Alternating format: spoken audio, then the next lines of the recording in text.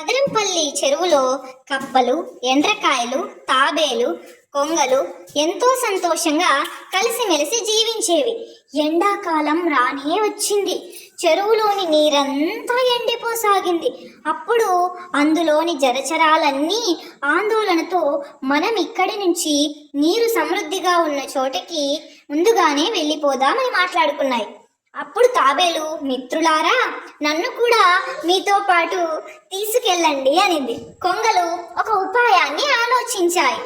తమ మిత్రుని కోసం ఒక ఉపాయం ఆలోచించి ఒక కర్ర పుల్లను కొంగలు రెండు తమ నోటిలో పట్టుకొని ఇరువైపులా మధ్యలో తాబేలుని నోటితో కర్ర ముక్కను పట్టుకోమని చెప్పాయి.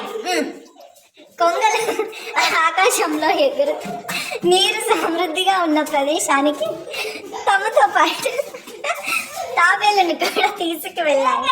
తాబేలు తమ మిత్రులైన కొంగలకు కృతజ్ఞతలు తెలిపింది. సంతోషంగా అందరూ కలిసిమెలిసి జీవించసాగారు.